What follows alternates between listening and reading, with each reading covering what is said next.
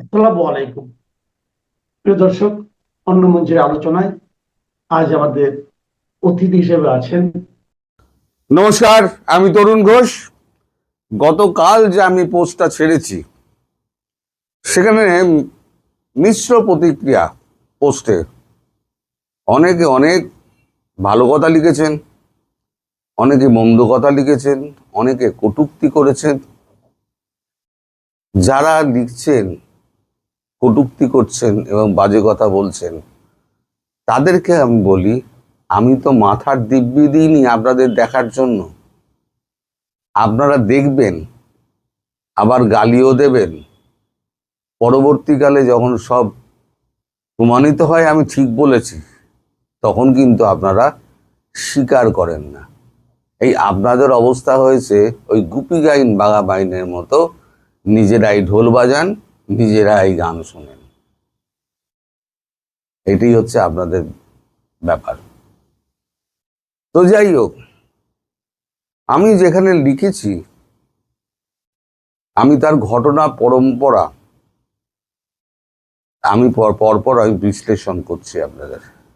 এই খবরটা জেনারেট করেছে কিভাবে, অনেকের মনে অনেক অবিশ্বাস আছে, এবং এটা যেটা আমি লিখেছি এবং যেটা আজকে আমি বলছি সেটা কদিন বাদে ওই আপনাদের খলিলুর রহমান যেমন গিয়ে মিথ্যে কথা বলেছিল না, শেখ হাসিনার প্রসঙ্গ ওঠেনি, পরে প্রমাণিত। গতকালকে আমি এক কাগজ দিয়ে প্রমাণ করে দিয়েছি যে আমি যা বলেছিলাম ঠিক বলেছিলাম।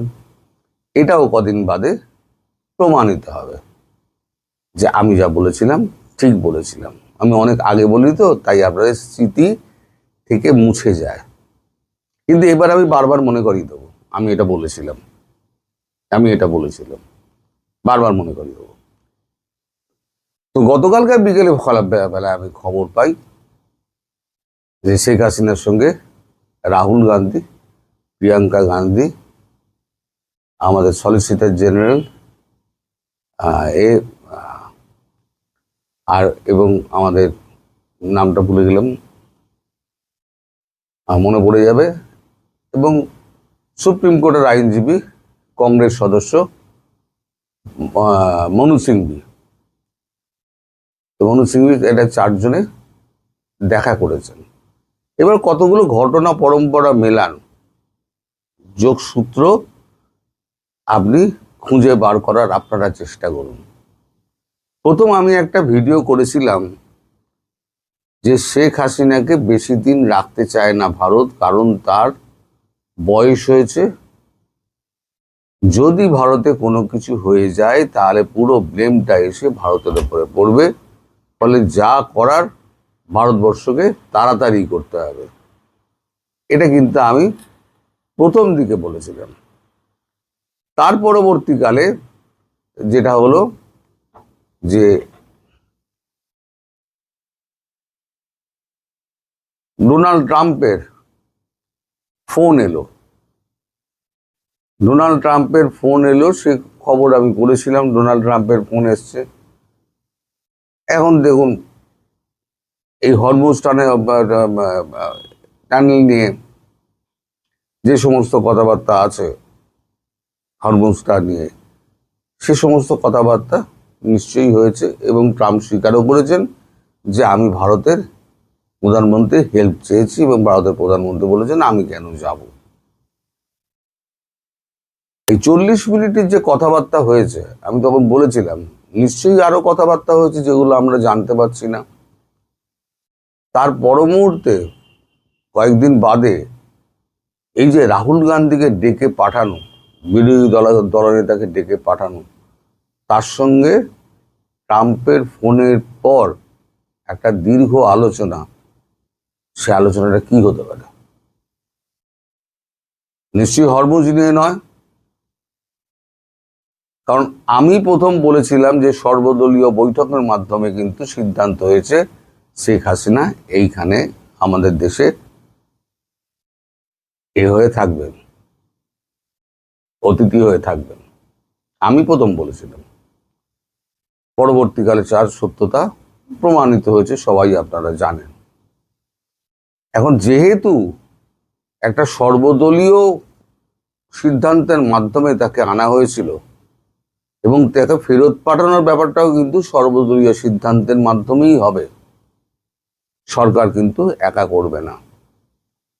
তার প্রাথমিক ভিত রচনা করতেই আমার মনে হয়, যদ্দূর মনে হয়, রাহুল গান্ধীকে ডেকে পাঠিয়েছিলেন। এবং গান্ধী পরিবারে এই গান্ধী আর গান্ধী নিয়ে একটা সমস্যা দেখা দিয়েছে। আসলে কথাটা হচ্ছে কিন্তু গান্ধী অপভ্রংশ হয়ে যেটা গান্ধীতে পরিণত হয়েছে। গান্ধী বলে কিন্তু কোনো টাইটেল ভারতবর্ষে নেই, গান্ধী আছে,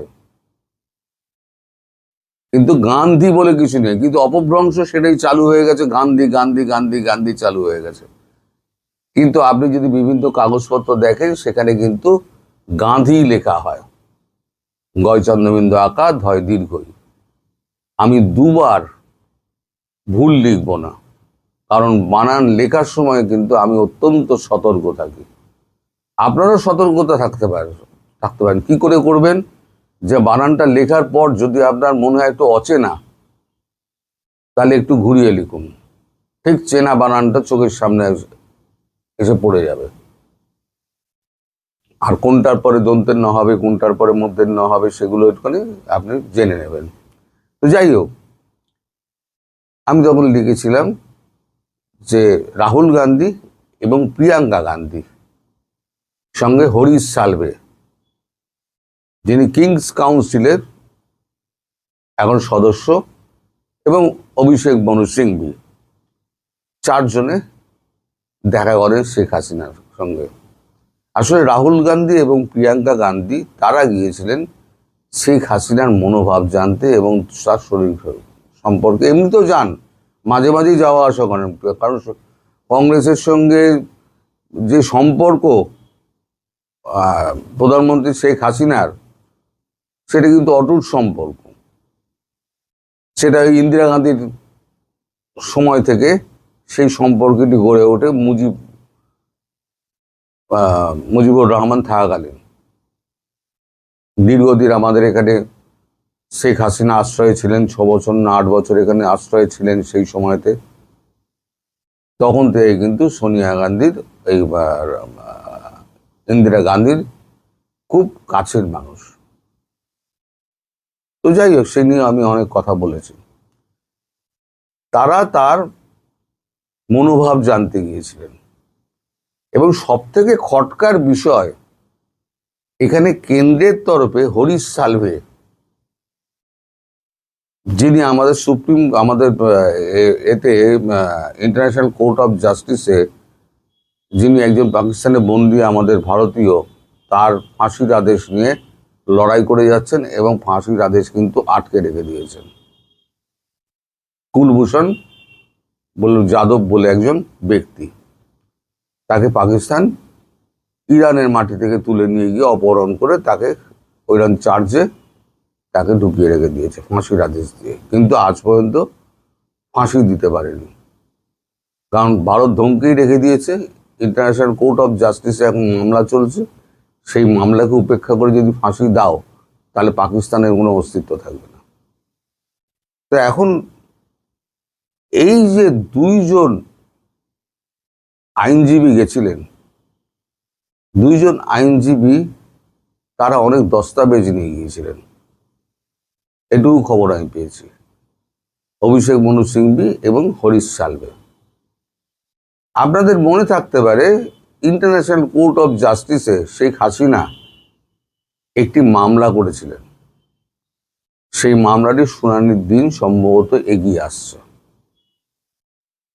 সেই মামলাটির সঙ্গে এই 2 জন আইনজীবীর, একজন কংগ্রেসের অভিষেক মনু সিংভি এবং একজন ভারতবর্ষের প্রাক্তন অ্যাটর্নি জেনারেল এবং সুপ্রিম কোর্টের আইনজীবী এবং ওই কিংস কাউন্সিলের সদস্য হরিশ সালভে, তারা হয়তো ইন্টারন্যাশনাল কোর্ট অফ জাস্টিসে শেখ হাসিনার হয়ে লড়াই করতে পারেন, এবং একটা তার বিরুদ্ধে যে অভিযোগগুলো আছে সেই অভিযোগগুলোকে অকাট্য প্রমাণ দিয়ে খারিজ করে দেবেন। আর ইন্টারন্যাশনাল কোর্ট অফ জাস্টিসের অর্ডারের যদি বাইরে যদি বাংলাদেশ যায়, বাংলাদেশ সরকার, তাহলে অস্তিত্ব থাকবে না। সারা পৃথিবী মানে ইন্টারন্যাশনাল কোর্ট অফ জাস্টিসের রায়। সেখানে বাংলাদেশ যদি না মানে ইন্টারন্যাশনাল কোর্ট অফ জাস্টিসের রায় যে এই সরকার অবৈধ, বৈধ প্রধানমন্ত্রী তিনি এখন গিয়ে ক্ষমতা নেবেন, যদি এই রায় বেরোয়, তাহলে ভারতবর্ষ তার 7 দিনের মধ্যে দেখবেন শেখ হাসিনাকে নিয়ে গিয়ে ওখানে বসিয়ে দেবে। এটা আমার নিজস্ব বিশ্লেষণ। I may be wrong, may be right. নইলে পরে এই আইনজীবীরা যাবেন কেন? তার সঙ্গে ইন্টারন্যাশনাল কোর্ট অফ জাস্টিসের ডেটটা এগিয়ে আসছে, শুনানির ডেটটা এগিয়ে আসছে, দুটোকে আপনি এক করুন। রাহুল গান্ধী, প্রিয়াঙ্কা গান্ধী, কংগ্রেসের বিরোধী দলনেতারা তারা গেছেন কেন? এক করুন মনোভাবটা জানতে, এবং ভারতবর্ষের হয়ে এরা রিপ্রেজেন্ট করবে ইন্টারন্যাশনাল কোর্ট অফ জাস্টিসে। সত্যি কি হয়েছে না হয়েছে সেটা জানতে আমাদের সময় লাগবে। আমি কখনোই দাবি করব না যে আমি পুরোটা জানি। কাল বহু রাত অবধি আমি জেগেছিলাম যে কিছু খবর যদি পাই, কিন্তু কোনো পক্ষ থেকে কোনো রকম খবর আমার কাছে আজ অবধি এসে এখনো পর্যন্ত এসে পৌঁছায়নি। এখন দুপুর 3:30 আমি যখন রেকর্ডটা করছি। ফলে আমাদের এখন এইটুকু জেনেই সন্তুষ্ট থাকতে হবে, ভবিষ্যতে যদি এই সম্পর্কে কোনো খবর পাই তাহলে পরে নিশ্চয়ই আপনাদের জানাবো।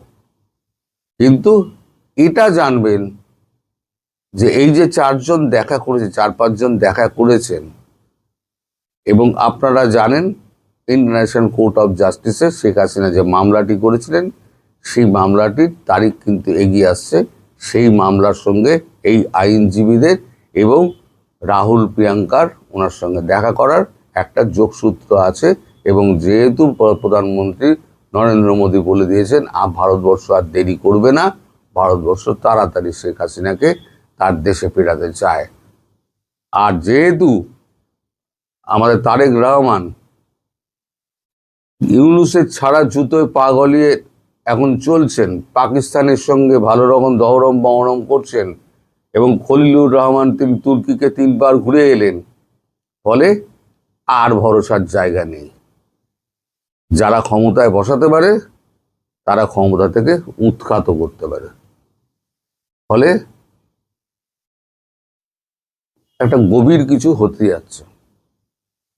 কি হতে যাচ্ছে সেটা সামনে আপনারা বুঝতে পারবেন। আমি এই বিষয়ে আগ বাড়িয়ে কোনো মন্তব্য করে নিজেকে বিতর্কের মধ্যে জড়াবো না। আসসালামু আলাইকুম রহমতুল্লাহি ওয়া বারাকাতুহু। সম্মানিত দর্শক, আজকের এই ভিডিওটি কেবলমাত্র অর্থনীতি নিয়ে। এ কারণে যে রাজনীতি বলেন, পারিবারিক জীবন, শরীর স্বাস্থ্য, মন মানসিকতা সব কিছু নির্ভর করে আসলে অর্থনীতির উপর। আপনার টাকা আছে, আপনি ভাত পাবেন। টাকা আছে, আপনি চিকিৎসা পাবেন। টাকা আছে, আপনার পরিবার পরিজনের মুখে হাসি থাকবে। ফলে আপনার অনেকগুলো সমস্যা থাকা সত্ত্বেও আপনি স্বস্তির মধ্যে থাকবেন। কিন্তু আপনার পকেটে টাকা নেই, শরীর ভরা শক্তি, ঘরে সুন্দর স্ত্রী, সন্তান সন্ততি সফল, সুস্থ, কিন্তু ঘরে চাল ডাল আটা আমাদের কিছু নেই। দেনার দায়ে আপনি জর্জরিত। ফলে এই পৃথিবীর সকল সুখ সম্পদ আপনার কাছে মুহূর্তের মধ্যে জাহান্নামে পরিণত হবে।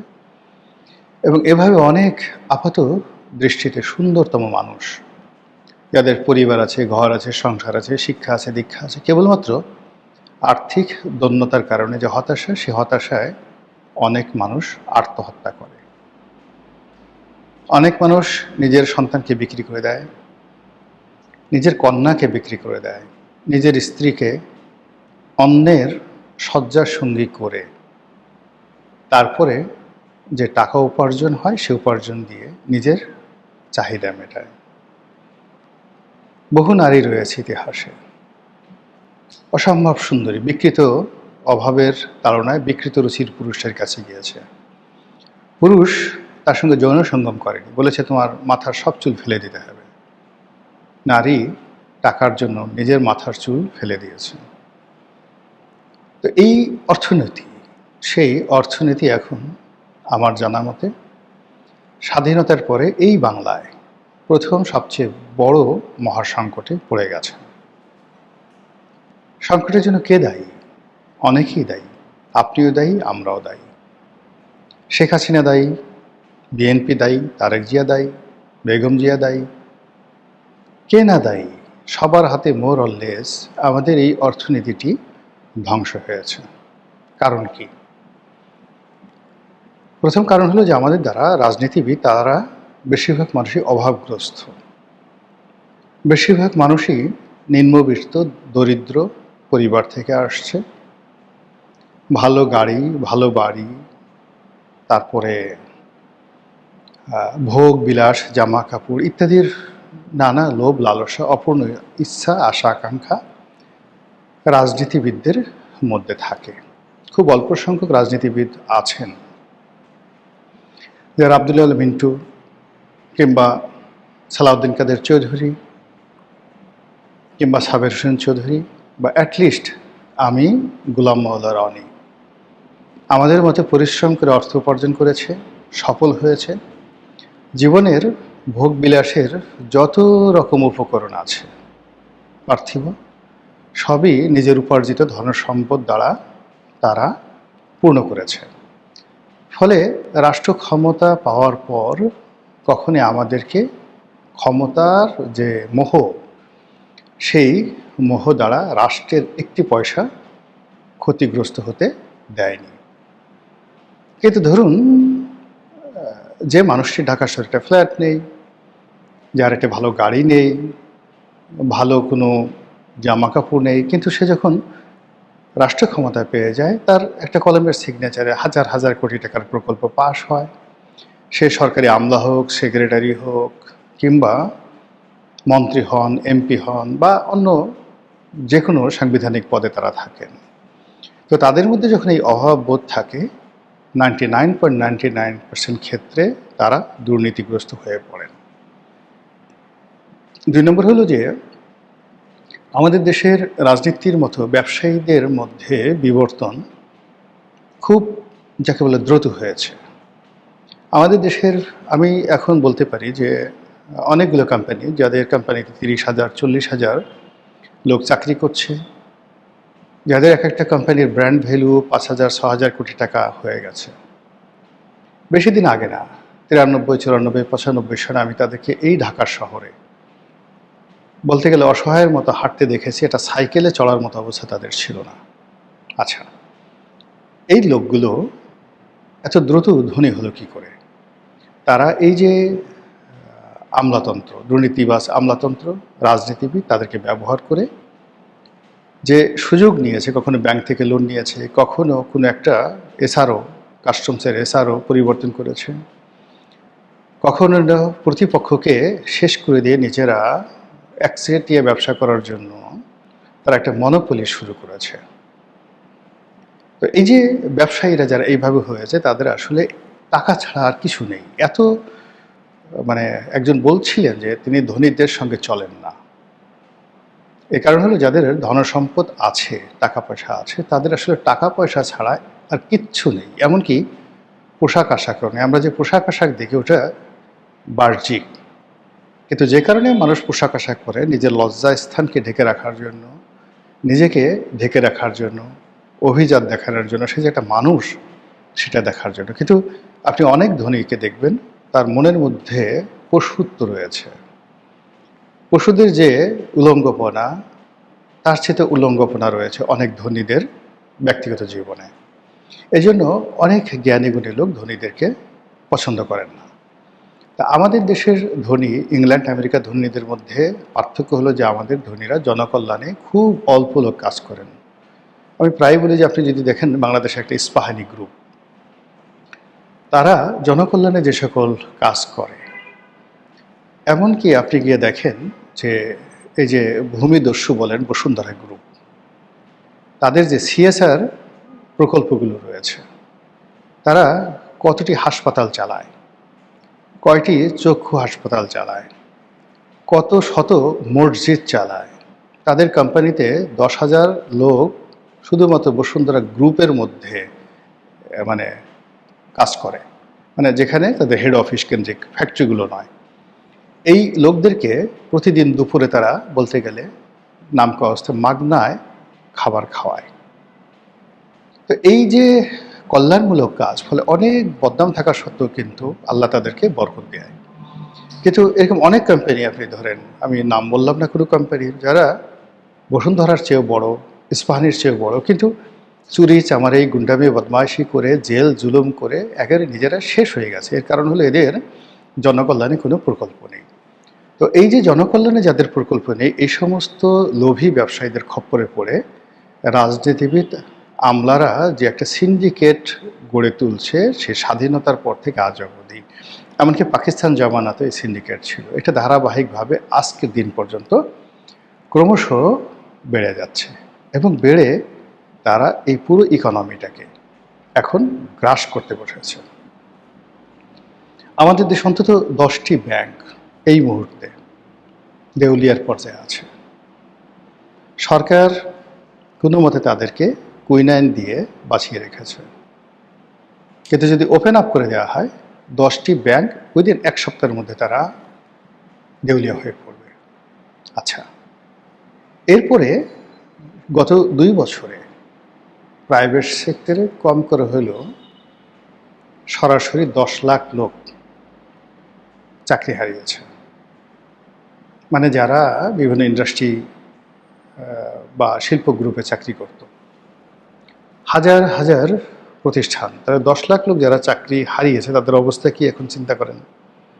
এক বেক্সিমকো, তারপরে এস আলম, এরপরে মেঘনা গ্রুপ, এরপরে আওয়ামী লীগের মালিকানাধীন অন্যান্য যে সকল গার্মেন্টস কোম্পানিগুলো রয়েছে তারা, গাজী টায়ার, গাজী গ্রুপে 40,000 লোক চাকরি করত। এরকম কর্পোরেট যে হাউসগুলো আছে, এই সকল বড় বড় প্রতিষ্ঠানে যাদের ম্যান পাওয়ার 500 থেকে 50,000 পর্যন্ত ছিল, এইরকম 10 লাখ লোক চাকরিহারা হয়েছে।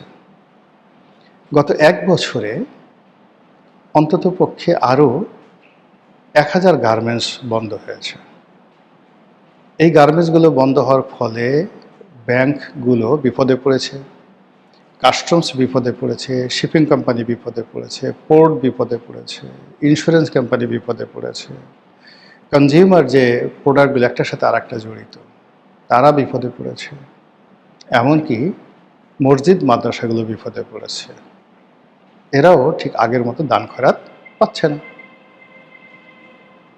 শিল্প অঞ্চলগুলোতে চাঁদাবাজি, মাস্তানি, রাহাজানি বৃদ্ধি পেয়েছে, পতিতাবৃত্তি বৃদ্ধি পেয়েছে, মাদক ব্যবসা বৃদ্ধি পেয়েছে এবং অনেক নারী জীবিকার তাগিদে রীতিমতো যাকে বলা হয় ভ্রাম্যমান পতিতাবৃত্তিতে জড়িয়ে পড়েছে। কোনো উপায় নেই। বুয়া হিসেবে, মানে ঢাকার যে সমস্ত এলাকাতে তো আসলে বুয়া পাওয়া যায় না, কিন্তু আপনি একবার একটু গাজীপুরে যেয়ে দেখেন, সাভারে গিয়ে দেখেন, নারায়ণগঞ্জে যান, টঙ্গীতে যান, এ সকল এলাকাতে যে পরিমাণ মানুষ বেকার হয়েছে, নারী এবং পুরুষ কিভাবে হাহাকার করছে। অনেকগুলো প্রতিষ্ঠান 2 মাস 2.5 মাস যাবৎ ধরে স্টাফদের মানে গার্মেন্টসদের বেতন দিতে পারছে না। তারা যে সকল বাসায় থাকে বা বাড়িতে থাকে, বাড়িওয়ালা তাদেরকে পাগল বানিয়ে ফেলছে। আবার বাড়িওয়ালাও ঠিক তারা ভাড়া না পাওয়ার কারণে তারাও প্রায় দেউলিয়া হওয়ার মতো অবস্থায় পড়ে গেছে। বাড়িওয়ালা মানে কি, ধরুন সাভারে একজনের 10 কাঠা জমি আছে, সে 20-25টা টিন শেড তুলে গার্মেন্টস কর্মীদেরকে ভাড়া দিয়েছে, ওটার উপরেই তার ঘর সংসার চলে, সেও ঠিকমতো চলতে পারছে না। এই সব মিলিয়ে ইকোনমির যে অশনি সংকেত, সেই অশনি সংকেত আসলে কোনো সরকারের পক্ষে রাতারাতি মোকাবেলা করা সম্ভব নয়। আমরা এরকম একটা অর্থনীতির রাধাচক্রে পড়ে গেছি। আর যখন এরকম রাধাচক্রের মধ্যে পড়ে যায় কোনো একটা দেশ, তখন অনেক বিদেশি শক্তি এখানে অনুপ্রবেশ করে। রাজনীতির যে পরিবেশ, সেটা হানাহানি মারামারিতে পরিণত হয়। সম্মানিত ক্ষমতাধর লোকগুলো আড়ালে চলে যায়। অস্থির প্রকৃতির যারা নিম্নবিত্ত লোকজন, তারা সামনে এগিয়ে আসে।